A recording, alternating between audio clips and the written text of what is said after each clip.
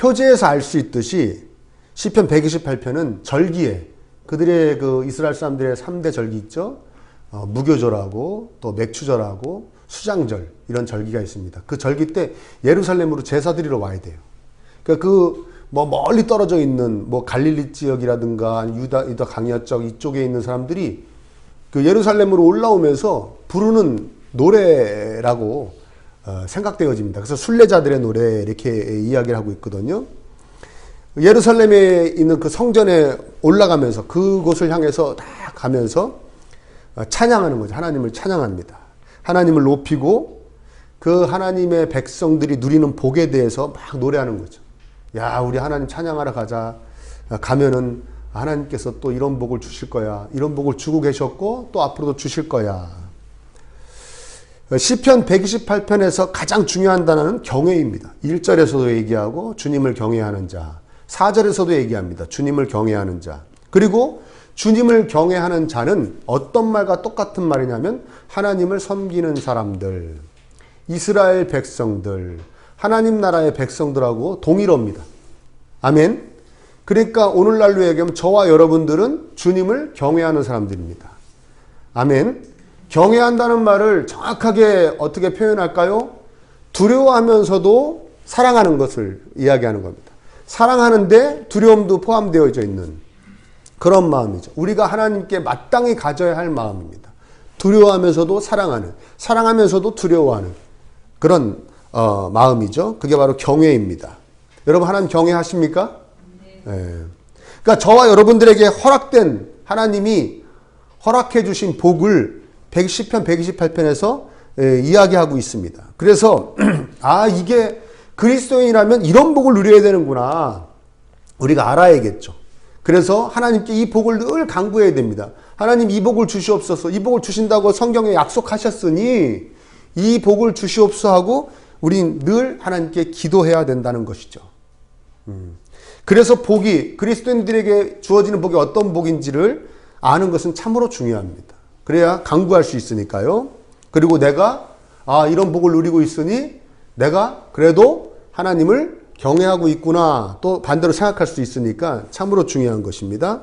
첫 번째 복이 소개됩니다. 2절에 내 손으로 일한 만큼 네가 먹을 것이니 네가 먹으니 이것이 복이요 은혜다 그랬어요. 이것이 복이고 은혜인데 하나님이 주시는 선물인데 하나님이 주시는 복인데 네 손으로 일한 만큼 네가 먹는다. 네가 일한 대가를 그대로 받게 해주겠다. 네가 일한 대로 내가 누리게 해주겠다. 예. 어째 좀 하나님 주시는 것 치고 약하죠? 약합니다. 그렇죠? 내가 일한 대로 먹게 해주신다고? 좀 약하죠? 이거랑 굉장히 비슷한 표현이 어디 나오냐면 말라기서에 나와요. 말라기서에 하나님께서 너희들 11조를 해라. 11조를 하면 내가 하늘문을 열고 진짜 복을 쏟아부어 주마 이렇게 말씀하세요. 그러면 기대하게 돼요? 안 돼요? 안 하게 돼요? 우와, 복을 쏟아붓는다고? 그러면서 내가 어떻게 쏟아붓는지 설명해 줄게 하시면서 뭐라고 그러냐면 병충해가 안 먹게 해줄 거야 내가. 그리고 바람이나 뭐 비에 니네들 열매가 일찍 안 떨어지게 해줄게. 끝. 그러십니다. 그게 뭐예요? 복이 쏟아부어 준다고 그러면 최소한 뭐 10배, 100배, 그쵸? 나는 한 요 정도, 1일 정도 수확할 거라고 생각했는데 10이나 100 정도 와야 정말 쏟아부어 주시는 걸 할 텐데 너무나 기대치에 못 미치는 것이죠. 네가 일한 만큼 내가 반드시 줄게. 이 기대치에 너무나 못 미치는 것입니다. 먼저는 어떤 의미인가? 필요한 만큼 적당하게 주시겠다는 의미가 있습니다. 그러나 진짜 더 깊은 의미는 말 그대로, 정말 말 그대로 네가 수고한 만큼 줄 거야. 그런 의미입니다. 이 당시의 사람들은 자신이 일한 대로 그 결실을 누리지 못하는 경우가 너무나 허다했습니다. 일단 농사를 지어도 뭐 병충해라든가 뭐 날씨, 자연재해 이런 것 때문에 수확을 다 못 거두고요.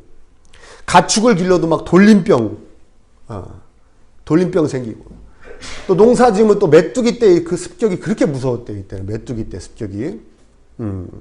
그리고 가장 충격적인 건 뭐냐면, 가장 충격적인데 정말 자주 있었던 일이 뭐냐면, 이방 민족이 쳐들어와가지고 다 뺏어가는 거예요. 수확을 해놓으면. 사사기에 보면 그런 표현들이 많이 나오죠. 그래서 백성들이 막 굴 속에 숨어 살지 않습니까? 자기가 가진 그 식량 가지고, 농사진 식량 가지고 굴 속에 숨어 살고 그래요. 안 뺏기려고. 우리나라도 여러분 고려시대 때, 그 고려시대 말기 때 그 몇십 년 동안에, 얼마 되지도 않는 그 기간 동안에 역사에 기록된 것만 500번 왜구가 침입했어요. 저 경남지방, 영남지방을 침입해가지고 싹 쓸어가는 거예요. 사람도 잡아가고, 부녀자들도 잡아가고, 농사진 거 다 가져가고. 왜? 그들이 먹고 살기 힘들었대요, 왜구들이. 쳐들어와서 다 뺏어가는 거죠. 얼마나 고통스럽겠습니까? 근데 이스라엘 민족들이 이거를 수시로 당한 거예요, 수시로. 그래서 일한 대로 그 대가를 누리기는 것은 그야말로 하나님의 특별한 돌보심과 보호하심과 지켜주심의 역사가 있어야 가능한 것이죠. 옛날에 그랬답니다. 옛날에 참 힘들었죠. 그런데 지금은 다르냐 이거예요. 지금은 여러분 수고하신 대로 다 누릴 수 있던가요? 먼저 하나 전제할 것은 자신이 지금 누리는 것이 자신이 오롯이 수고해서 누리는 것이다라는 생각은 어리석은 생각이에요. 교만한 생각이라는 것부터 먼저 말씀을 드립니다. 그렇죠? 내가 열심히 공부해서 내가 이런 직장 들어가서 지금 내가 이거 누리는 거야. 내가 열심히 일해서 내가 이런 사업체를 이뤄서 내가 지금 누리는 거야. 이런 생각은 어리석고 교만한 생각이에요. 왜? 큰 병이 걸리거나 아니면 교통사고가 나서 몸을 제대로 쓸 수가 없었다면 여러분이 공부할 수 없었을 것이고 수고할 수 없었을 것입니다. 그렇죠? 아멘입니까?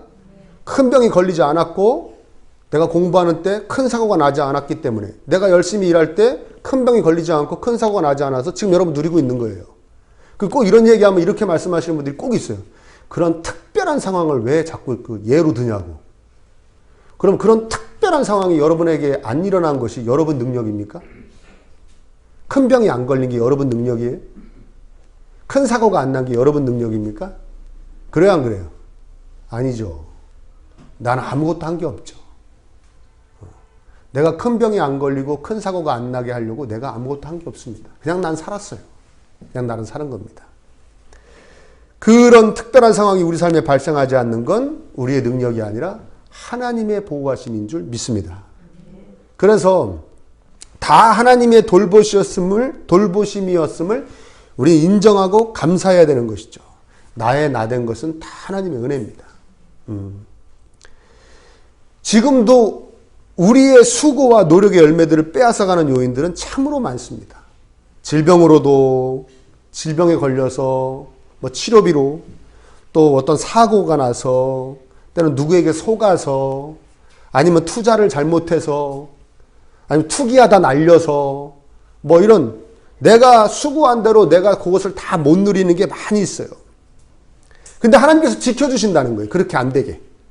너가 노력한 만큼, 너가 일한 만큼, 너가 공부한 만큼 네가 오롯이 다 누릴 수 있게 해줄게. 정말 잘 될 것이다. 복되고 형통하게 해줄 것이다. 이렇게 약속해 주시는 겁니다. 여러분 이런 복이 넘치시길 축복합니다.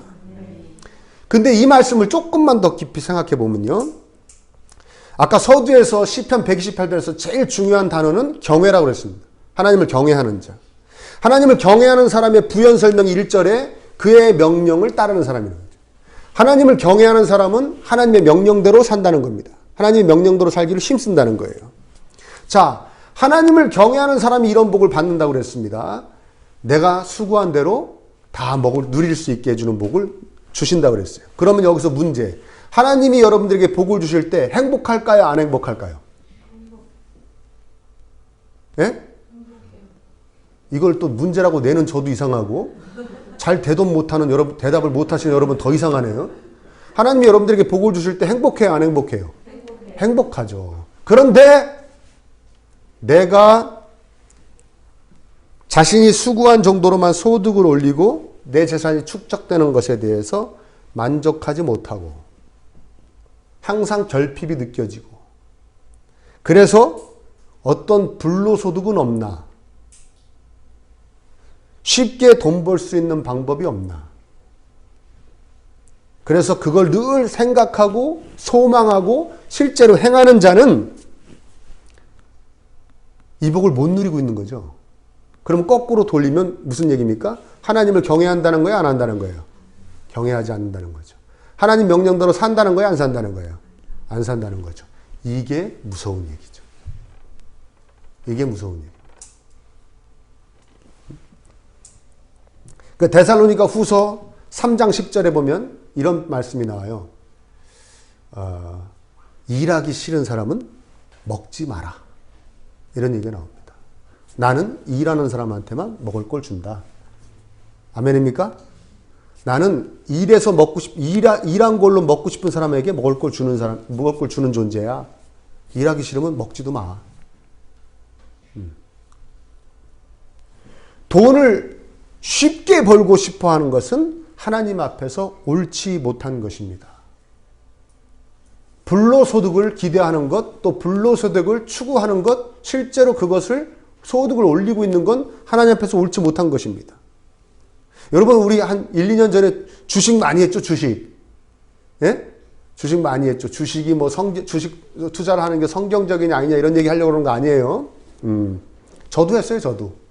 예, 저도 했는데, 그 주식 전문가들이 하는 얘기잖아요. 주식 투자를 많이 해서 성공한 사람들이나 그 경험이 많은 사람들이 뭐라고 얘기합니까? 공부를 정말 많이 해서 해야 된다는 거예요, 주식 투자를.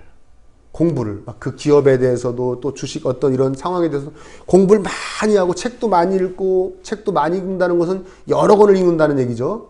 책 여러 권을 읽고 또 공부도 많이 하고 강의도 듣고 막 이래서 막 해야 그게 정말 주식으로 돈을 버는 거래요. 제가 하는 얘기 아니에요. 그 주식의 전문가들이 하는 얘기예요. 공부를 많이 해서 주식을 해야 그게 노력해서 버는 거라는 거예요. 그게 노력이 있어야 된다는 거예요. 그리고 그런 사람들이 성공한다는 거예요. 그런데 저같이 누가 이거 오른데 그러면 사는 사람들, 그렇죠? 이거 내린데 그럼 파는 사람들, 이런 사람들은 그야말로 불로소득이라는 거예요. 이거 제가 하는 얘기 아니고 주식 전문가들이 하는, 여러분 유튜브나 보십시오. 그 사람들이 뭐라고 얘기하나. 공부 많이 하고 하셔야 됩니다. 공부 많이 하면서 하셔야 됩니다. 그게 진짜 자신이 노력해서 자기 게 됩니다. 그게 자기 겁니다. 다른 거 자기 게 안 됩니다. 그런 말 하잖아요. 그게 무슨 말이에요? 그게 불로소득이 아니라는 거예요. 노력해서 번 돈이라는 거예요. 하다못해 성경과 전혀 관련 없는 그런 주식 전문가들도 그런 얘기를 합니다. 불로소득은 자기 게 되지 않습니다. 그건 헛된 겁니다. 막 이런 식으로 이야기를 합니다. 뭐 어떤 판으로 돌아가서 그런지 제가 잘 모르겠으나 그렇대요. 왜 네가 열심히 수고한 대로만 누리게 해주겠다고 하셨는지 하나님께서 자신이 노력한 것보다 넘치는 소득은 자기 자신을 진정 행복하게 만들지 못한다는 것을 하나님께서는 잘 알고 계시기 때문입니다. 아멘? 우리 여기 아내 되시는 분들도 있고 남편 되시는 분들도 있는데, 우리 이 대한민국의 역사적으로 또 동서고금을 막론하고 역사적으로 불로소득이 생기면 제일 위험한 존재들이 남편들입니다. 그 이유는 설명 안 해드려도 되죠. 꼭 뻘짓을 합니다. 남자들은. 하나님 그거 너무나 잘 알고 계시는 거예요. 너는 네가 일한 것보다 훨씬 많이 갖기를 원하지, 네가 노력하는 것보다, 네가 공부하는 것보다 훨씬 많은 걸 누리길 원하지. 그러나 그건 너한테 다 해로워. 네가 일한 만큼 내가 줄게. 근데요, 또 하나님 조금 더 주셔요. 아멘입니까? 네? 내가 일한 것보다 나는 너무 못 얻고 있다라고 생각하는 분들은 주님 경외하시기를 축원합니다. 주님 명령대로 사시길 축원합니다.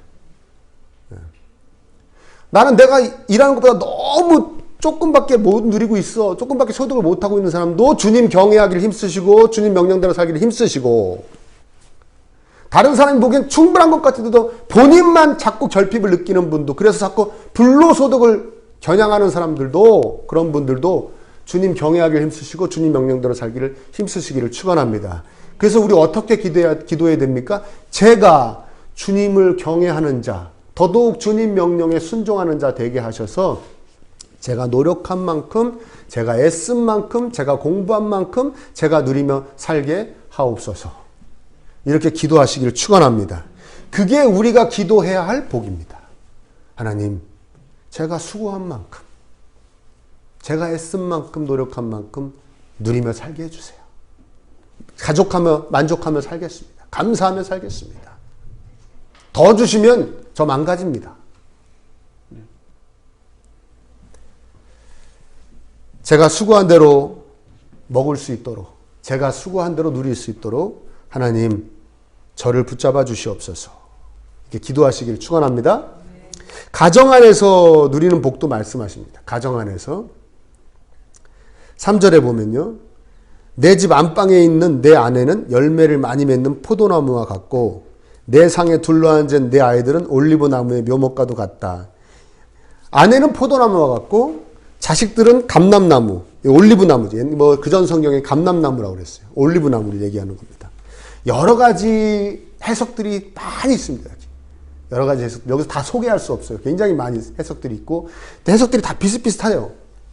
그런데 한마디로 딱 정리하면 이겁니다. 포도와 올리브는 이스라엘 백성들에게, 이 당시 이스라엘 백성들에게 없어서는 안 될 존재. 정말 중요해요. 포도하고 올리브. 식량도 되고요, 술도 되고요, 약도 되고요, 뭐 다 되는 거예요. 포도하고 올리브가 없으면 안 되는 거예요. 포도하고 올리브가 없는 인생은 생각할 수 없는 거예요. 그러니까 네 가정 안에 있는 사람이 올리브와 같고 네 가정 안에 있는 사람이 포도와 같다는 얘기는 무슨 얘기냐면 가정 내에 화목을 말씀하시는 건데 이런 겁니다. 서로가 서로에게는 정말 소중한 존재라는 거예요. 없어서는 안 될 존재, 정말 귀한 존재라는 거예요. 아멘? 그렇습니까? 여러분 아내 되시는 분들은 남편이 정말 소중한 존재. 이 사람이 없으면 나는 정말 안 된다. 그런 존재입니까? 그러면 남편 되시는 분은 아내분이 이 사람은 정말 소중한 존재. 나한테 꼭 필요한 존재. 이 사람이 없으면 안 된다. 그런 존재이십니까? 여러분 주님을 경외하며 주님 명령대로 사는 분들입니다. 부담스러운 존재가 아니라는, 불편한 존재가 아니라는 것이죠. 싫은 존재가 아니라는 것입니다. 가정 안에, 부모 자식 간에, 부부 간에, 형제 자매 간에 너무나 소중하고 너무나 좋은 것이죠. 여러분 아시는지 모르겠습니다. 저는 나이를 한 살 한 살 먹으면서도 깨닫게 되었지만 목회자로서 많은 성도님들과 대화를 하면서 알게 됐어요. 그리스도인 가정 중에도, 그리스도인 집안 중에도 화목하지 않은 가정과 집안이 굉장히 많다는 것을 알게 됐습니다. 가정에서. 부부끼리 화목하지 않은 가정. 부모 자식 간에 화목하지 않은 가정. 또 형제자매끼리. 특히 다 커서 각자 가정을 꾸린 형제자매 있지 않습니까? 다 커서 이제 어머니 아버지 연로하시고 가정을 꾸린 그 가정 집안끼리 별로 화목하지 않은 그냥 형제니까 자매니까 그냥 얼굴 보고 그래 명절 때 그래 그냥 이렇게 지내는 정말 가까운 친구보다도 못한 이웃보다도 못하게 지내는 집안이 많고 가정이 많다는 걸 제가 목회하면서 알게 됐어요. 너무 어릴 때부터 그렇게 화목하지 못한 가정에서 자라는 것은 이것은 말할 수 없는 아픔이지만 커서도 이거에 비하면 아무것도 아니지만 다 커서 뭐 형제자매끼리 불화하게 된다든가 아니면 부모님과 자식 간에 불화하게 된다든가 부부가 불화하게 되면요 자기 인생의 한쪽 축이 쫙 무너진 것 같은 아픔을 느낀다고 합니다. 스트레스가 엄청나고요. 근데 여러분 지금 제가 보기엔 제가 이 설교를 준비하면서 여러분들이 이거 이해를 못 하실 것 같아요. 왜 우리 교회 성도님들 이 가정이나 집안은 너무나 화목한 것 같더라고요. 그렇죠? 도대체 저한테 그런 얘기를 하시는 분이 없어요. 그런 상담도 안 하시고요. 그냥 해피하신가 봐요. 그럼 여러분 이렇게 생각할 수 있습니다. 저 가정이 불화한 것은, 화목하지 못하는 것은, 저 집안이 화목하지 못한 것은 저 사람들이 좀 못됐거나 아니면 조금 좀 어리석거나 지혜롭지 못하고 처세를 잘 못하고 이래서 그러는 거다. 라고 생각하실 수 있을 것 같더라고요. 여러분, 그런 생각은 버리시기를 바랍니다. 굉장히 교만한 생각이고요. 다 여러분만한 사람들이에요. 여러분만한 사람들인데 어떠한 상황 속에서 어떠한 처지 속에서 이 사람은 아무 의도 없이 했던 일이 이 사람한테는 엄청난 상처가 될 수 있고요. 부모 자식 간에도 그럴 수가 있고요. 부부 간에도 그럴 수가 있고요. 형제 자매끼리도 그럴 수가 있습니다. 예. 또 조금 잘못한 것을 너무 확대 해석해서 그것으로 감정이 상할 수 있고요. 근데 그 조금 잘못한 걸로 확대 해석해서 감정이 상하는 걸 그걸 보고 또 실망해서 이쪽도 마음을 접을 수가 있고요. 여러 가지 상황들이 있더라고요. 그러니 만약 여러분의 가정과 집안이 만약이 아니죠. 실제로 그렇죠. 정말 화목하시다면 그것은 하나님께서 베풀어 주시는 복의 역사 가운데 한 가지를 누리고 계심을 믿으시길 바랍니다. 아멘. 사람 마음은 너무나도 간사해서 그 사람 마음과 마음이 딱 일치해서 화목하게 지낸다는 건요. 엄청나게 어려운 일이에요. 그건 어려운 일입니다. 가족의 구성원들끼리 화목하고 서로 많이 사랑해 주는 것, 이거 인간의 노력만 가지고서는 안 되는 겁니다. 내가 열심히 하고 내가 잘하면 내가 잘 지낼 수 있겠지? 천만의 만만의 말씀이에요. 내가 열심히 하고 잘해주는 대로 더 오해할 수도 있습니다. 그런 거예요. 그런 말 있지 않습니까? 돈을 많이 모아놓았더니 자식들이 돈 가지고 싸우고, 공부를 많이 가르쳐 놨더니 지 잘났다고 싸우고, 그런 거 있잖아요. 누가 더 잘났다고 싸우고. 또 많이 가르쳐 놨더니 자기랑 같이 많이 배운 애들끼리 노느라고 무식한 부모는 버리고, 뭐 이런 얘기 있지 않습니까? 경홀히 여기고 부모를. 엄마가 뭘 알아? 아버지가 뭘 알아? 이런 말이나 하고. 그렇죠?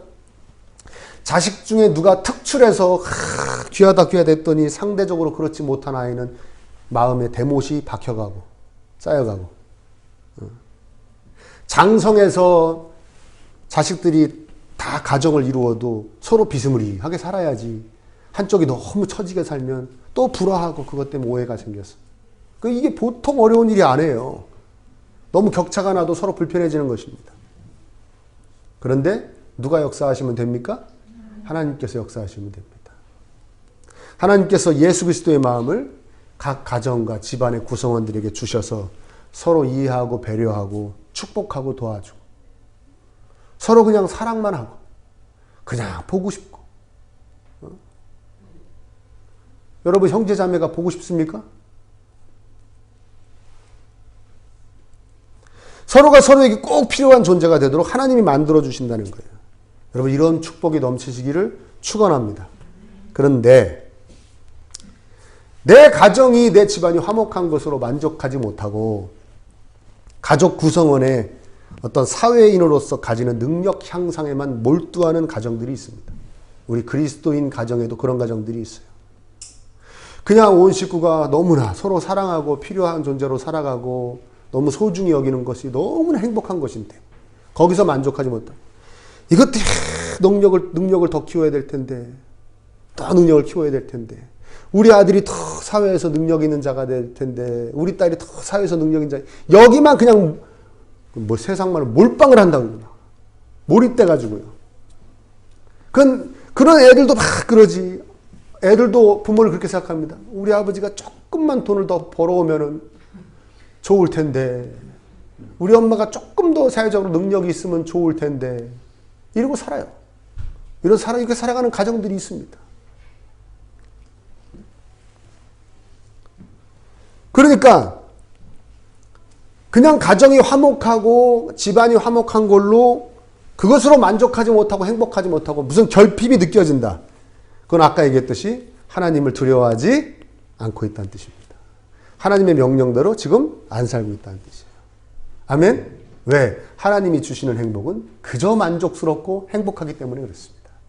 근데 그것이 만족스럽지 않고 하나님이 주시는 복인 가정의 화목과 집안의 화목이 만족스럽지 않고 난 그 안에서 뭔가 나 이거 갖고는 안 돼. 뭐 아쉬워. 이런 게 계속 느껴진다. 그거는 하나님을 경외하지 않고 하나님 명령대로 살지 않고 있다는 것이에요.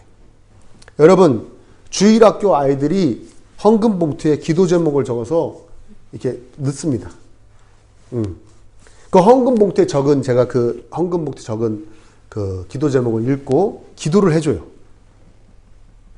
거기 베스트가 뭔지 아십니까? 기도 제목이? 우리 가정 행복하게 해주세요. 우리 가정 행복하게 해주세요. 두 번째, 우리 가족 건강하게 해주세요. 나 어른들 헌금 봉투에 한 번도 못 봤네. 우리 가정 행복하게 해주세요. 한 번도 못 봤어요. 어? 이런 거 많이 봤어요. 우리 남편 이렇게 해주시고, 우리 아내 이렇게 해주시고, 우리 아들 이렇게 해주시고, 우리 딸 이렇게 해주시고, 우리 남편 행복하게 해주시고, 우리 아들 행복하게 해주시고, 우리 딸 행복하게 해주시고, 그래서 우리 가정 다 행복하게 해주실까요? 아니면 우리 남편 돈 많이 벌고, 우리 아들 앞길이 열리고, 우리 딸도 좋은 직장 취직하고 이런 걸까요? 근데 아이들은 뭐라고 기도 제목을 내놓는다고요? 우리 가정 행복하게 해주세요. 우리 가정 건강하게 해주세요. 우리 엄마 아빠와 나와 내 동생, 내 언니 행복하게 해주세요. 2023년도 건강하게 행복하게 살게 해주세요. 이런 거 올린단 말이에요. 누가 하나님 모시기에 정말 하나님이 주신 복을 누리며 살고 있는 겁니까? 누가 하나님 모시기에 하나님을 경외하며 하나님 명령대로 살려고 애를 쓰는 것입니까? 우리 생각을 해봐야 됩니다. 여러분, 우리 이렇게 기도해야 됩니다. 하나님, 우리 가족 모두가 하나님을 두려워하며 하나님의 명령대로 살게 해주세요. 아멘? 그래서 저희 화목하게 해주세요. 하나님을 두려워하며 하나님의 명령대로 사는 자가 화목의 복을 누린다고 하셨사오니 저희들 정말 하나님 두려워하며 하나님 명령대로 사는 그런 가족 구성원들이 되어서 우리 가정 더욱더 화목하게 해주세요. 이 다음에도 화목하게 해주세요. 하나님께 가는 그날까지 화목하게 해주세요. 어떤 불화도 없게 해주세요. 부부 간에도, 부모 자식 간에도, 형제자매 간에도. 이 기도를 가장 많이 하고 가장 먼저 해야 됩니다. 그래서 정말 서로가 서로에게 포도와 올리브 같은 존재가 되어야 될 줄 믿습니다. 아멘. 이런 기도보다 다른 것이 더 앞서면 잘못된 겁니다. 하나님 두려워하지 않는 겁니다. 하나님 명령대로 안 살고 있는 것입니다.